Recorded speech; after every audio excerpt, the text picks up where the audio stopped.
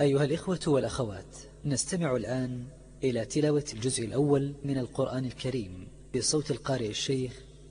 عبد الباسط عبد الصمد رحمه الله. أعوذ بالله من الشيطان الرجيم.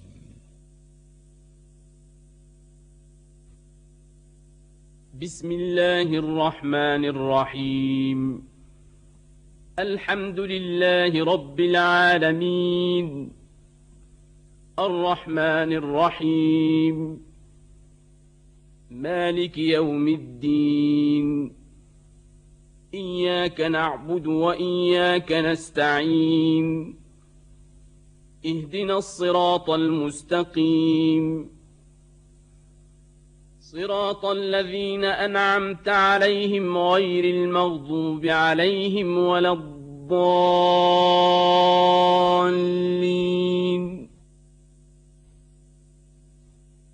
بسم الله الرحمن الرحيم.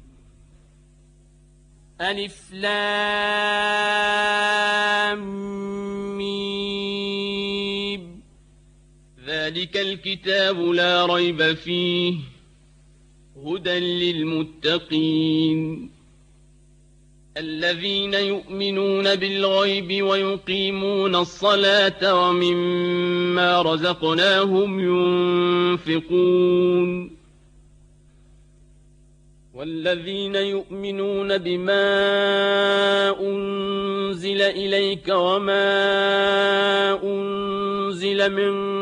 قبلك وبالآخرة هم يوقنون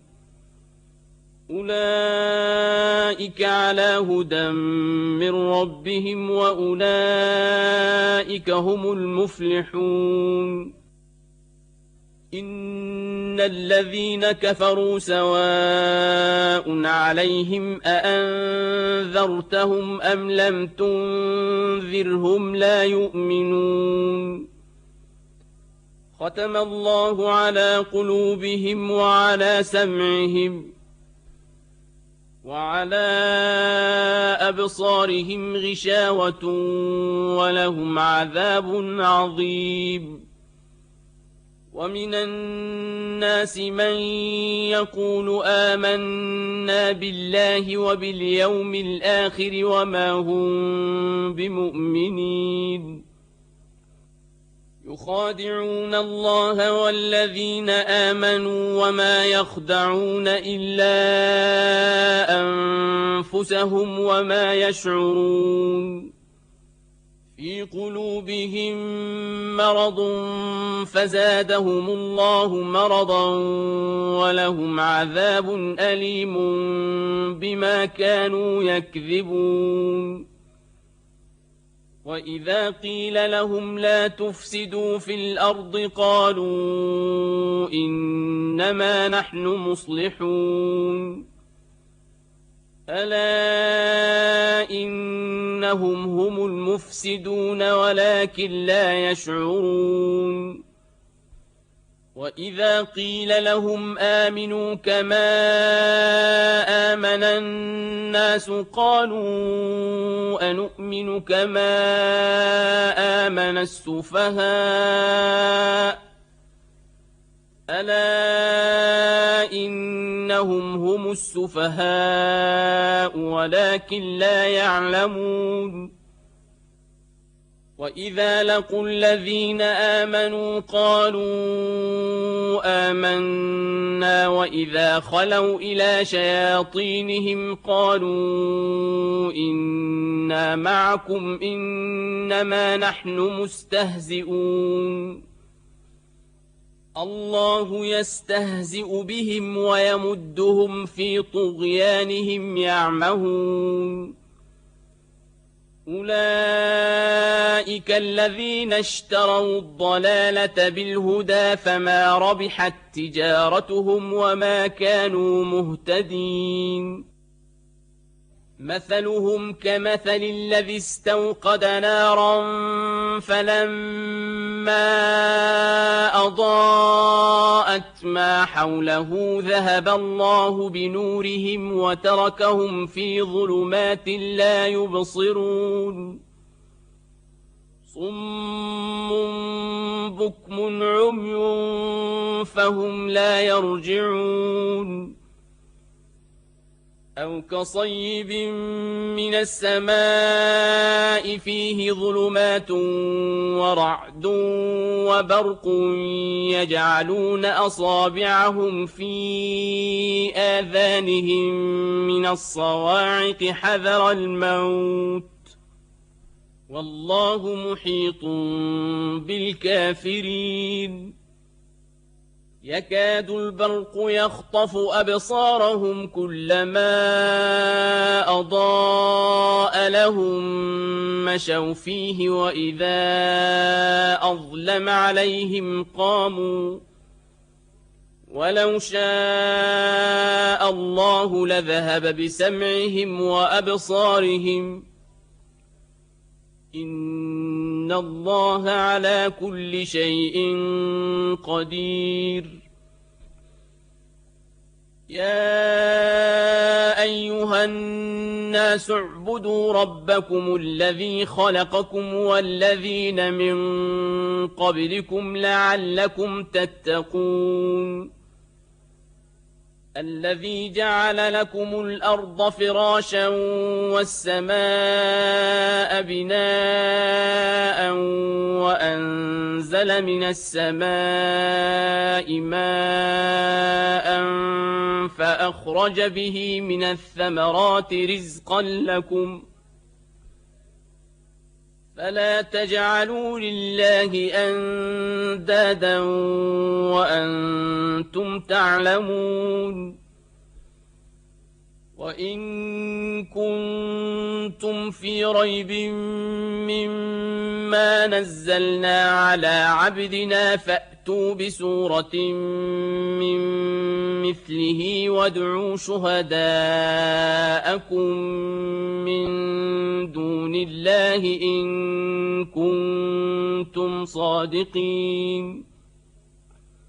فإن لم تفعلوا ولن تفعلوا فاتقوا النار التي وقودها الناس والحجارة أعدت للكافرين وبشر الذين آمنوا وعملوا الصالحات أن لهم جنات تجري من تحتها الأنهار كلما رزقوا منها من ثمرة رزقا قالوا هذا الذي رزقنا من قبل وأتوا به متشابها ولهم فيها أزواج مطهرة وهم فيها خالدون إن الله لا يستحيي أن يضرب مثلا ما بعوضة فما فوقها فأما الذين آمنوا فيعلمون أنه الحق من ربهم وأما الذين كفروا فيقولون ماذا أراد الله بهذا مثلا يضل به كثيرا ويهدي به كثيرا وما يضل به إلا الفاسقين الذين ينقضون عهد الله من بعد ميثاقه ويقطعون ما أمر الله به أن يوصل ويفسدون في الأرض أولئك هم الخاسرون كيف تكفرون بالله وكنتم أمواتا فأحياكم ثم يميتكم ثم يحييكم ثم إليه ترجعون هو الذي خلق لكم ما في الأرض جميعا ثم استوى إلى السماء فسواهن 7 سماوات وهو بكل شيء عليم. وإذ قال ربك للملائكة إني جاعل في الأرض خليفة قالوا أتجعل فيها من يفسد فيها ويسفك الدماء ونحن نسبح بحمدك ونقدس لك قال إني أعلم ما لا تعلمون. وعلم آدم الأسماء كلها ثم عرضهم على الملائكة فقال أنبئوني بأسماء هؤلاء إن كنتم صادقين. قالوا سبحانك لا علم لنا إلا ما علمتنا إنك أنت العليم الحكيم. قال يا آدم أنبئهم بأسمائهم فلما أنبأهم بأسمائهم قال ألم أقل لكم إني أعلم غيب السماوات والأرض وأعلم ما تبدون وما كنتم تكتمون. وإذ قلنا للملائكة اسجدوا لآدم فسجدوا إلا إبليس أبى واستكبر وكان من الكافرين. وقلنا يا آدم اسكن أنت وزوجك الجنة وكلا منها رغدا حيث شئتما ولا تقربا هذه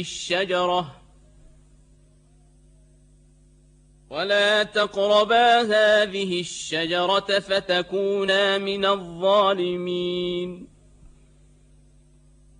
فأزلهما الشيطان عنها فأخرجهما مما كانا فيه وقلنا اهبطوا بعضكم لبعض عدو ولكم في الأرض مستقر ومتاع إلى حين. فتلقى آدم من ربه كلمات فتاب عليه إنه هو التواب الرحيم. قلنا اهبطوا منها جميعا فإما يأتينكم مني هدى فمن تبع هداي فلا خوف عليهم ولا هم يحزنون. والذين كفروا وكذبوا بآياتنا أولئك أصحاب النار هم فيها خالدون. يا بني إسرائيل اذكروا نعمتي التي أنعمت عليكم وأوفوا بعهدي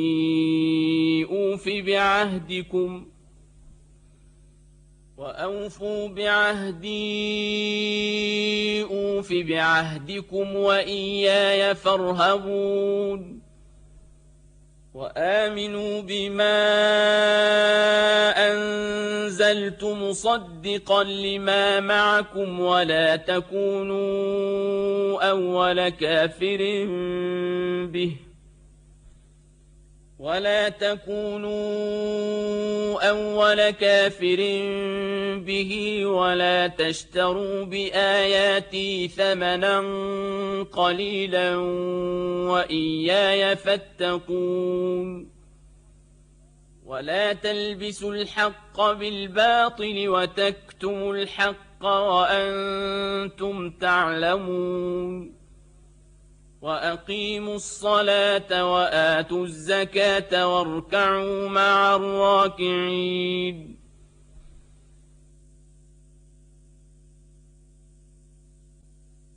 أتأمرون الناس بالبر وتنسون أنفسكم وأنتم تتلون الكتاب أفلا تعقلون واستعينوا بالصبر والصلاة وإنها لكبيرة إلا على الخاشعين الذين يظنون أنهم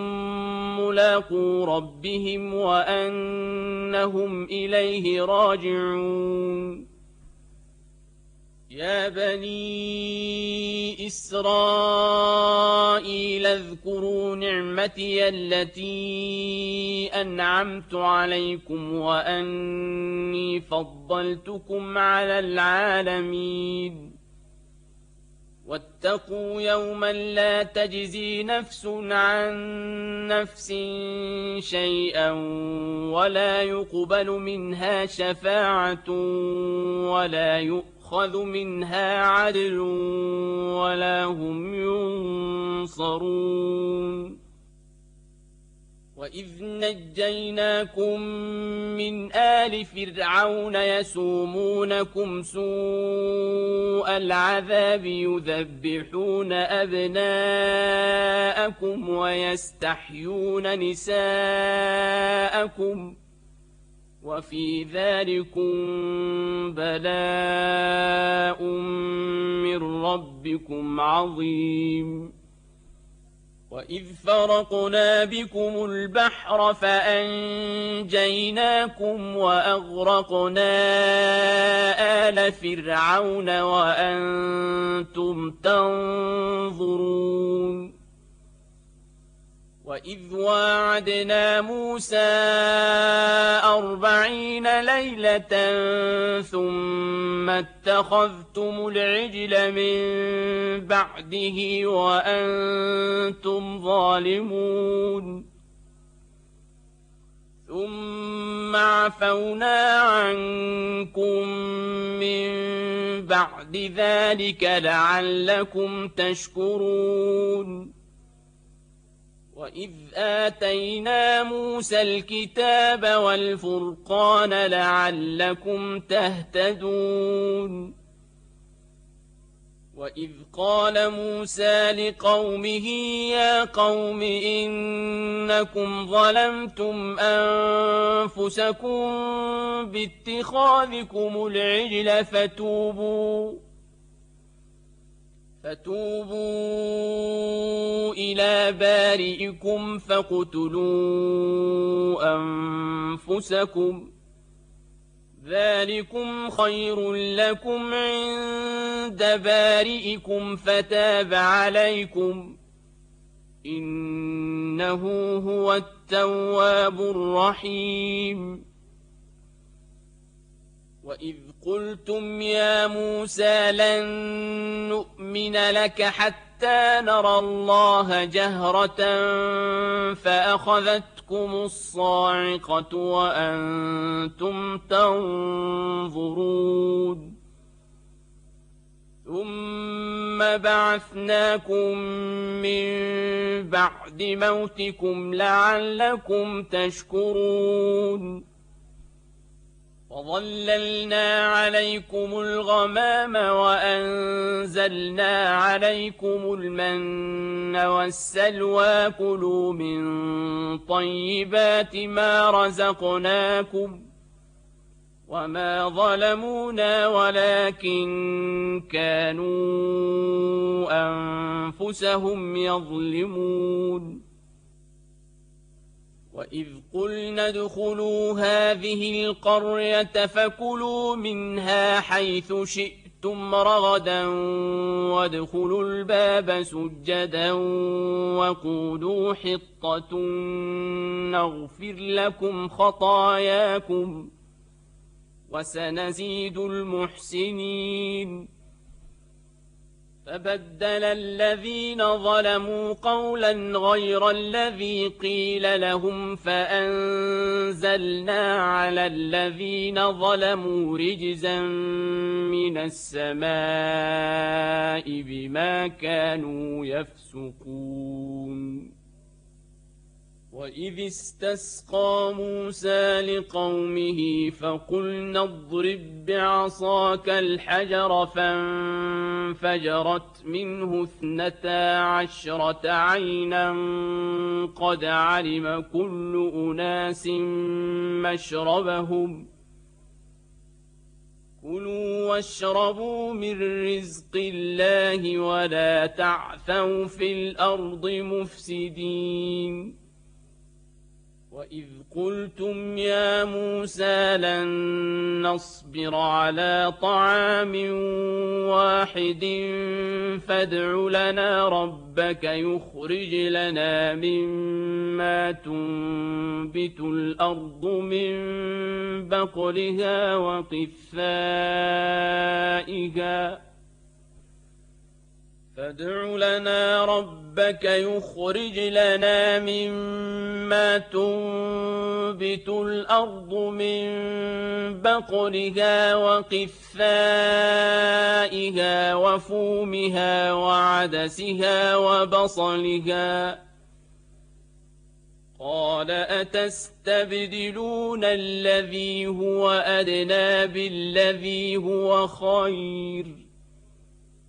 اهبطوا مصرا فإن لكم ما سألتم وضربت عليهم الذلة والمسكنة وباءوا بغضب من الله ذلك بأنهم كانوا يكفرون بآيات الله ويقتلون النبيين بغير الحق ذلك بما عصوا وكانوا يعتدون إن الذين آمنوا والذين هادوا والنصارى والصابئين من آمن بالله واليوم الآخر وعمل صالحا فلهم أجرهم عند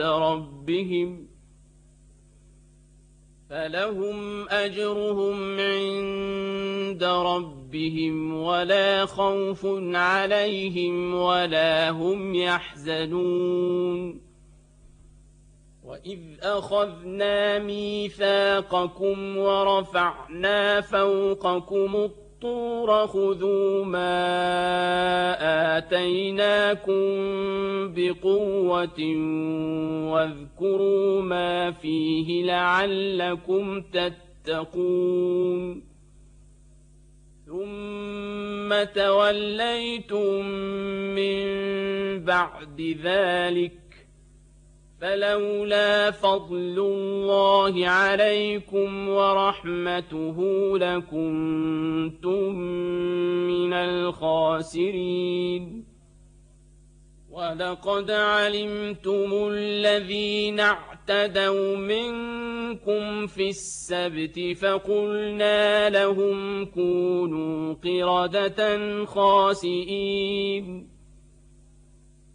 فجعلناها نكالا لما بين يديها وما خلفها وموعظة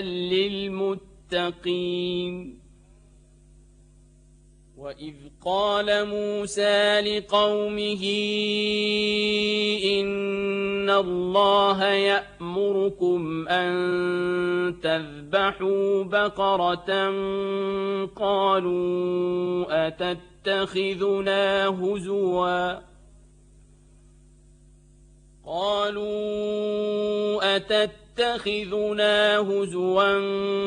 قال أعوذ بالله أن أكون من الجاهلين قالوا ادع لنا ربك يبين لنا ما هي قال إنه يقول إنها بقرة لا فارض ولا بكر عوان بين ذلك فافعلوا ما تؤمرون قالوا ادع لنا ربك يبين لنا ما لونها قال إنه يقول إنها بقرة صفراء فاقع لونها تسر الناظرين قالوا ادع لنا ربك يبين لنا ما هي إن البقرة شابه علينا وإنا إن شاء الله لمهتدون قال إنه يقول إنها بقرة لا ذلول تثير الأرض ولا تسقي الحرث مسلمة لا شية فيها قالوا الآن جئت بالحق فذبحوها وما كادوا يفعلون وإذ قتلتم نفسا فادارأتم فيها والله مخرج ما كنتم تكتمون فقلنا اضربوه ببعضها كذلك يحيي الله الموتى ويريكم آياته لعلكم تعقلون ثم قست قلوبكم من بعد ذلك فهي كالحجارة أو أشد قسوة وإن من الحجارة لما يتفجر منه الأنهار وإن منها لما يشقق فيخرج منه الماء وإن منها لما يهبط من خشية الله وما الله بغافل عما تعملون أفتطمعون أن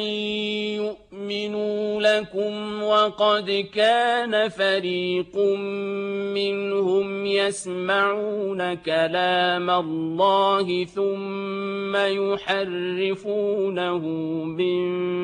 بعد ما عقلوه وهم يعلمون وإذا لقوا الذين آمنوا قالوا آمنا وإذا خلا بعضهم إلى بعض قالوا أتحدثونهم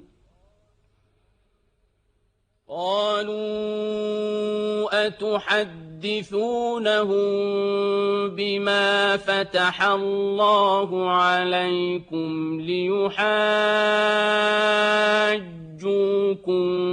به عند ربكم أفلا تعقلون أولا يعلمون أن الله يعلم ما يسرون وما يعلنون ومنهم أميون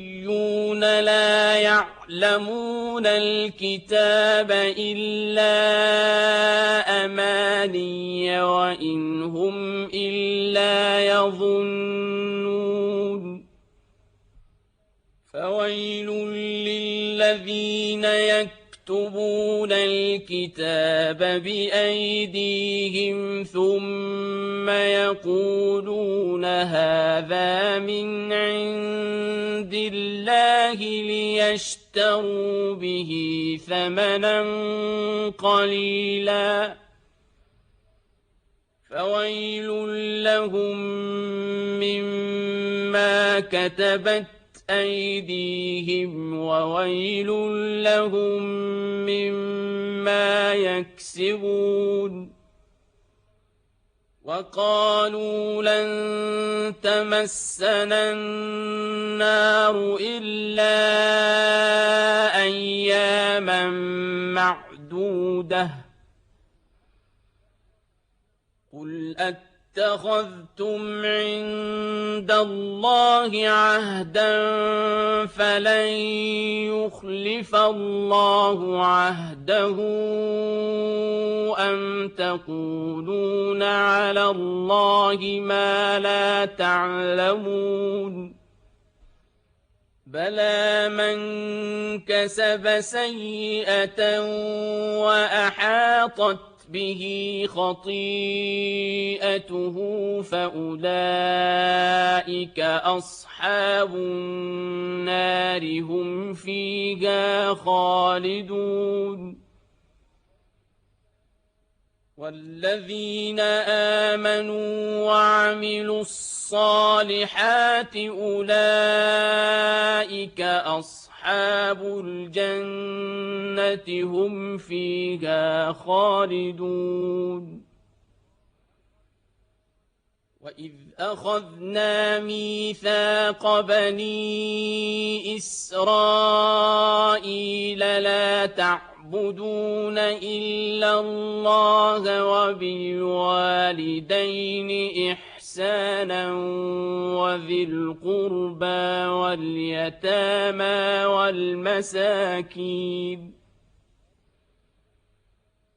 وذي القربى واليتامى والمساكين وقولوا للناس حسنا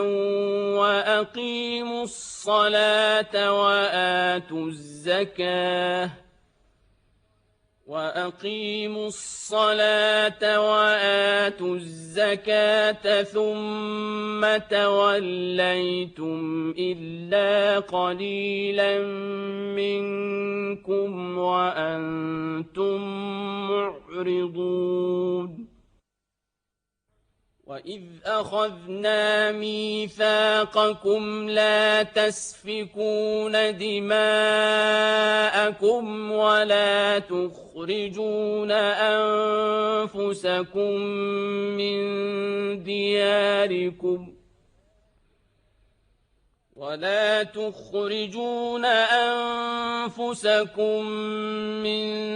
دياركم ثم أقررتم وأنتم تشهدون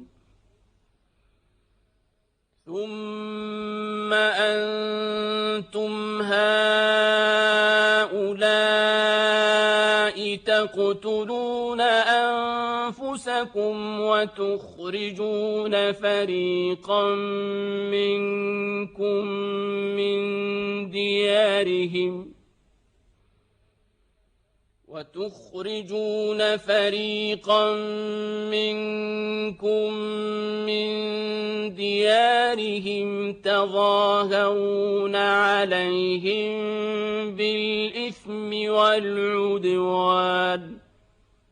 تظاهرون عليهم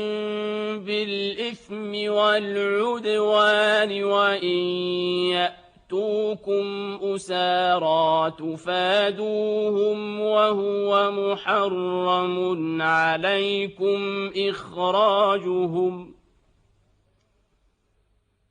أفتؤمنون ببعض الكتاب وتكفرون ببعض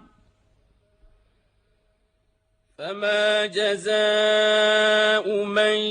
يفعل ذلك منكم إلا خزي في الحياة الدنيا ويوم القيامة يردون إلى أشد العذاب وما الله بغافل عما تعملون أولئك الذين اشتروا الحياة الدنيا بالآخرة فلا يخفف عنهم العذاب ولا هم ينصرون ولقد آتينا موسى الكتاب وقفينا من بعده بالرسل وآتينا عيسى ابن مريم البينات وأيدناه بروح القدس أفكلما جاءكم رسول بما لا تهوى أنفسكم استكبرتم ففريقا كذبتم وفريقا تقتلون وقالوا قلوبنا غلف بل لعنهم الله بكفرهم فقليلا ما يؤمنون ولما جاءهم كتاب من عند الله مصدق لما معهم وكانوا من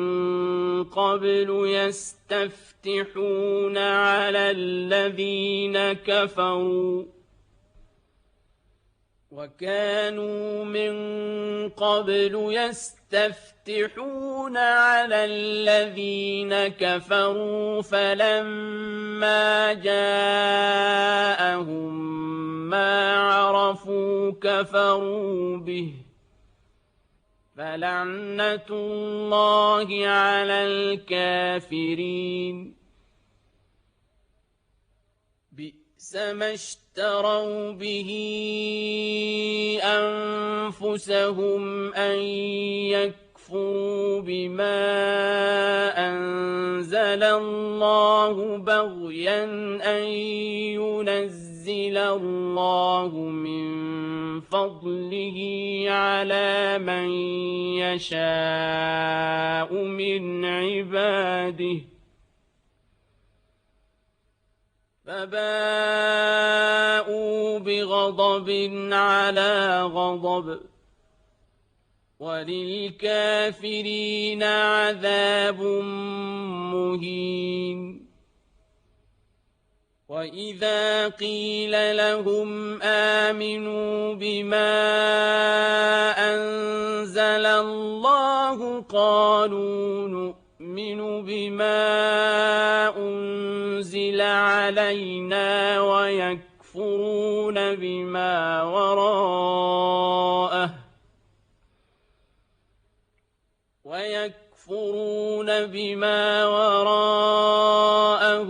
وهو الحق مصدقا لما معهم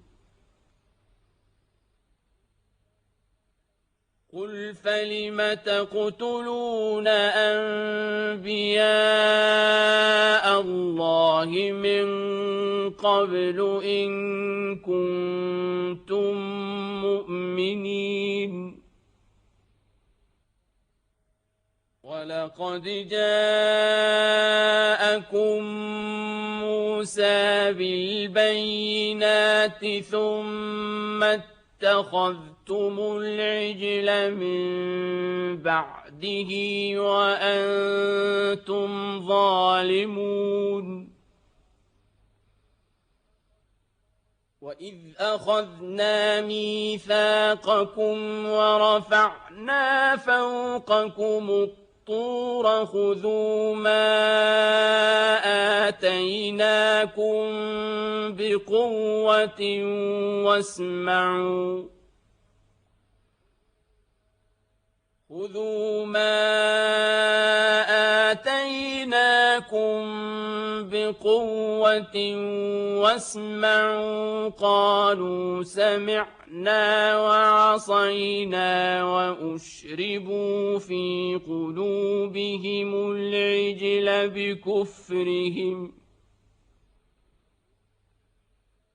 قل بئس ما يأمركم به إيمانكم إن كنتم مؤمنين قل إن كانت لكم الدار الآخرة عند الله خالصة من دون الناس فتمنوا الموت إن كنتم صادقين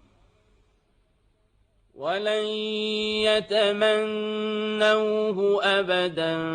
بما قدمت أيديهم والله عليم بالظالمين ولتجدنهم أحرص الناس على حياة ومن الذين أشركوا يود أحدهم لو يعمر 1000 سنة وما هو بمزحزحه من العذاب أن يعمر والله بصير بما يعملون قل من كان عدوا لجبريل فإنه نزله على قلبك بإذن الله مصدقا لما بين يديه وهدى وبشرى للمؤمنين من كان عدوا لله وملائكته ورسله وجبريل وميكال فإن الله عدو للكافرين ولقد أنزلنا إليك آيات بينات وما يكفر بها إلا الفاسقون أوكلما عاهدوا عهدا نبذه فريق منهم بل أكثرهم لا يؤمنون ولما جاءهم رسول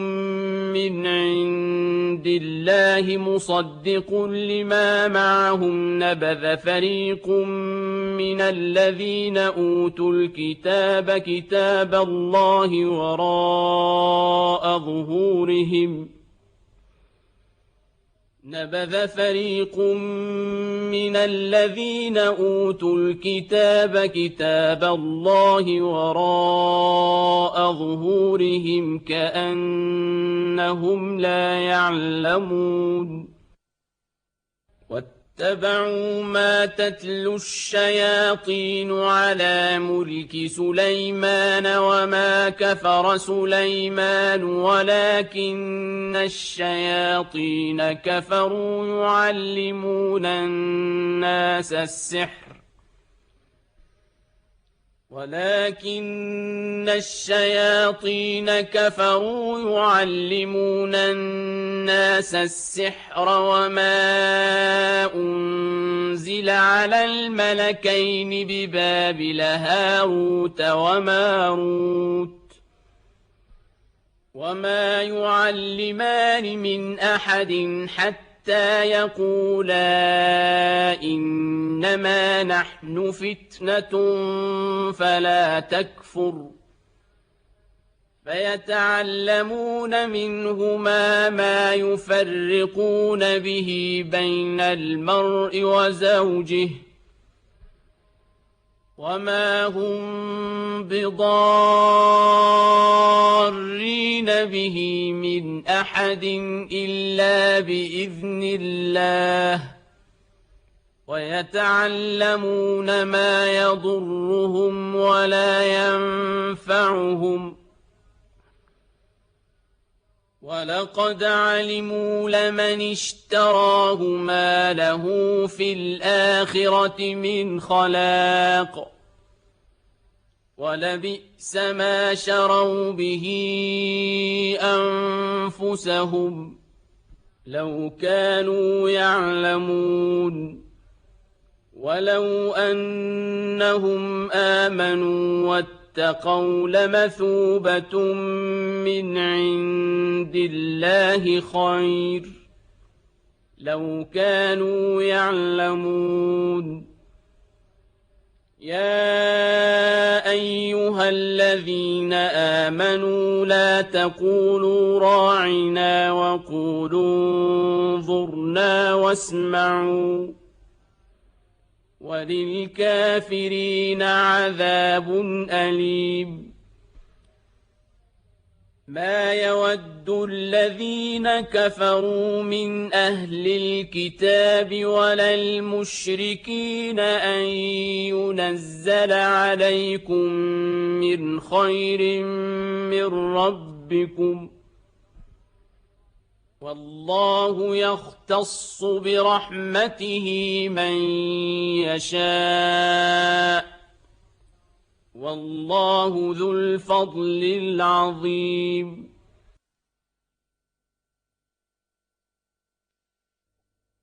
ما ننسخ من آية أو ننسها نأت بخير منها أو مثلها ألم تعلم أن الله على كل شيء قدير ألم تعلم أن الله له ملك السماوات والأرض وما لكم من دون الله من ولي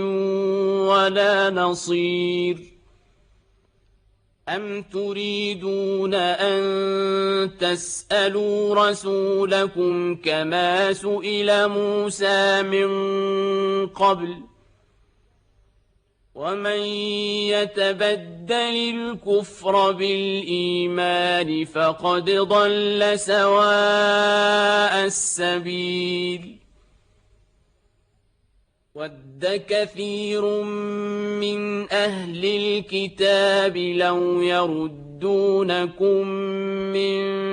بعد إيمانكم كفارا حسدا من عند أنفسهم لو يردونكم من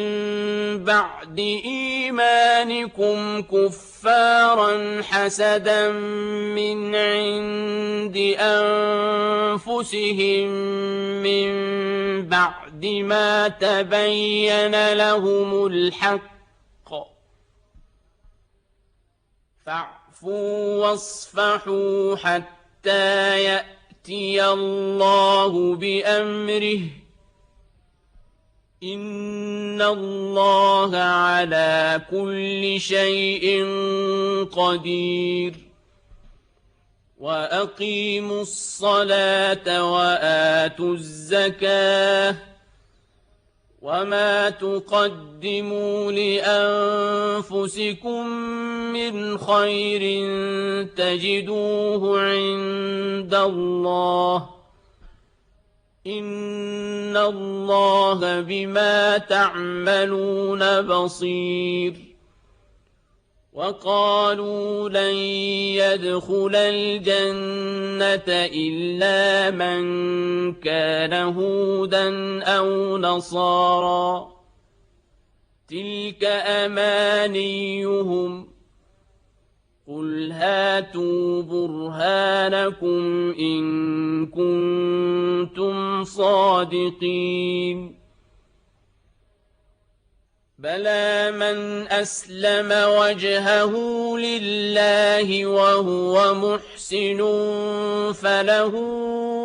أجره عند ربه ولا خوف عليهم ولا هم يحزنون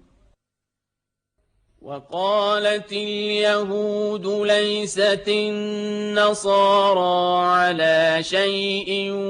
وقالت النصارى ليست اليهود على شيء وهم يتلون الكتاب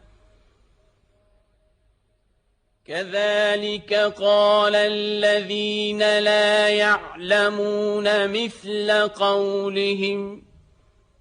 فالله يحكم بينهم يوم القيامة فيما كانوا فيه يختلفون ومن أظلم ممن منع مساجد الله أن يذكر فيها اسمه وسعى في خرابها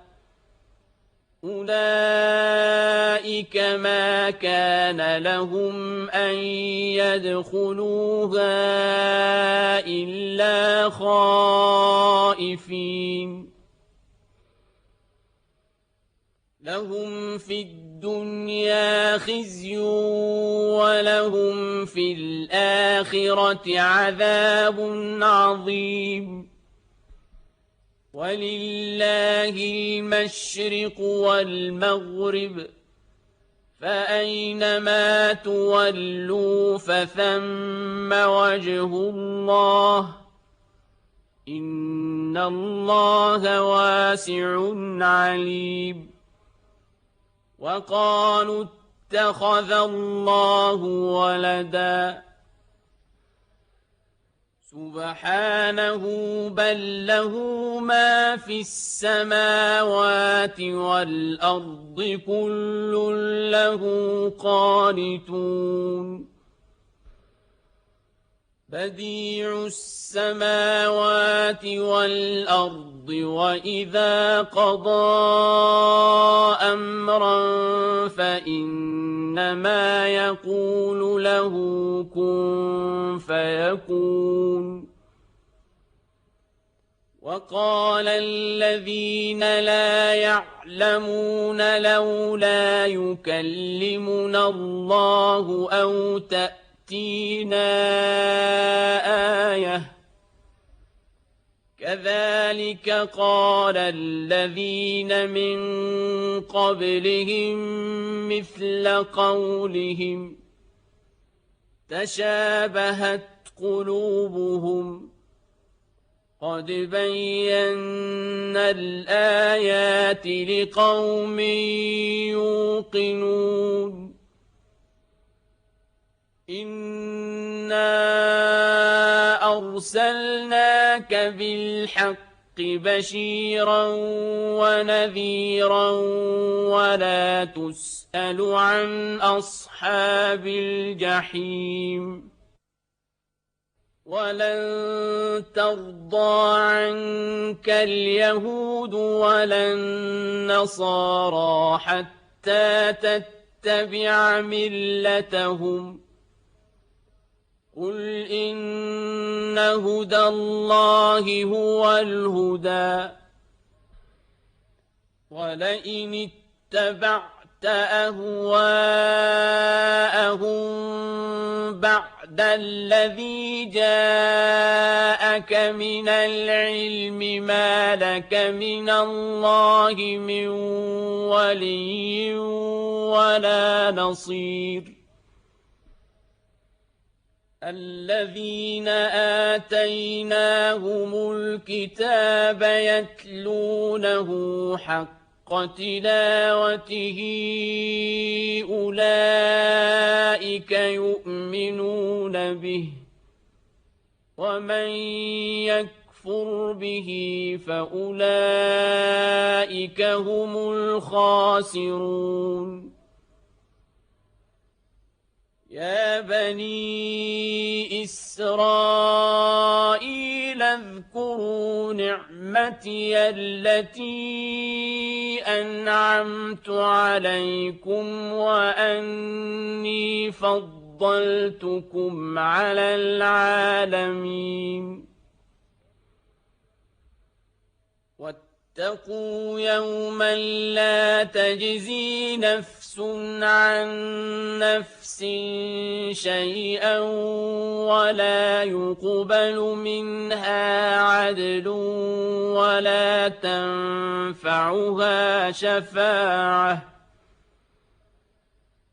ولا يقبل منها عدل ولا تنفعها شفاعة ولا هم ينصرون وإذ ابتلى إبراهيم ربه بكلمات فأتمهن قال إني جاعلك للناس إماما قال ومن ذريتي قال لا ينال عهد الظالمين وإذ جعلنا البيت مثابة للناس وأمنا واتخذوا من مقام إبراهيم مصلى وعهدنا إلى إبراهيم وإسماعيل أن طهرا بيتي للطائفين والعاكفين والركع السجود وإذ قال إبراهيم رب اجعل هذا بلدا آمنا وارزق أهله من الثمرات من آمن منهم بالله واليوم الآخر قال ومن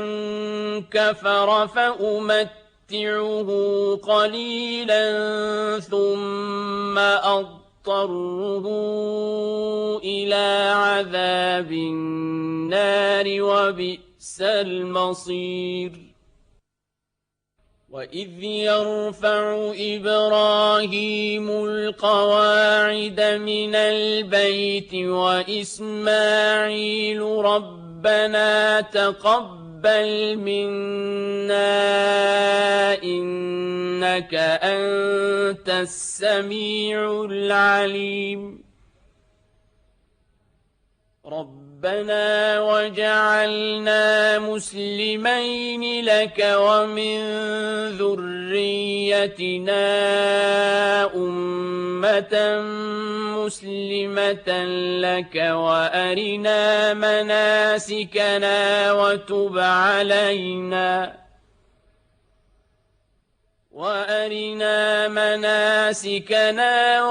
علينا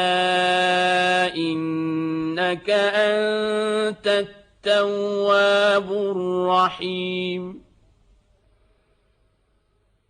ربنا وبعث فيهم رسولا منهم يتلو عليهم آياتك آياتك ويعلمهم الكتاب والحكمة ويزكيهم إنك أنت العزيز الحكيم ومن يرغب عن ملة إبراهيم إلا من سفه نفسه ولقد اصطفيناه في الدنيا وإنه في الآخرة لمن الصالحين إذ قال له ربه أسلم قال أسلمت لرب العالمين ووصى بها إبراهيم بنيه ويعقوب يا بني إن الله اصطفى لكم الدين فلا تموتن إلا وأنتم مسلمون أم كنتم شهداء إذ حضر يعقوب الموت إذ قال لبنيه ما تعبدون من بعدي إذ قال لبنيه ما تعبدون من بعدي قالوا نعبد إلهك وإله آبائك إبراهيم وإسماعيل وإسحاق إلها واحدا ونحن له مسلمون تلك أمة قد خلت لها ما كسبت ولكم ما كسبتم ولا تسألون عما كانوا يعملون وقالوا كونوا هودا أو نصارى تهتدوا قل بل ملة إبراهيم حنيفا وما كان من المشركين قولوا آمنا بالله وما أنزل إلينا وما أنزل إلى إبراهيم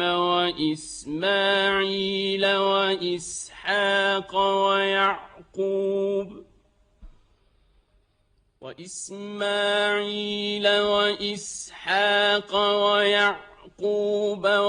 والأسباط وما أوتي موسى وعيسى وما أوتي النبيون من ربهم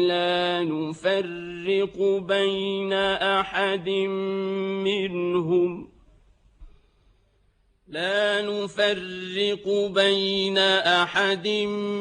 منهم ونحن له مسلمون فإن آمنوا بمثل ما آمنتم به فقد اهتدوا وإن تولوا فإنما هم في شقاق فسيكفيكهم الله وهو السميع العليم صبغة الله ومن أحسن من الله صبغة ونحن له عابدون قل أتحاجوننا يحجوننا في الله وهو ربنا وربكم ولنا أعمالنا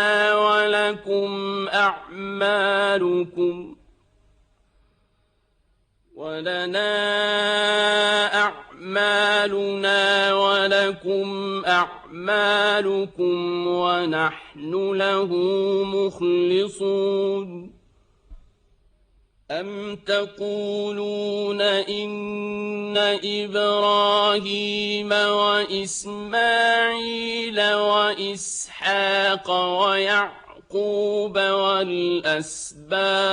كانوا هودا أو نصارى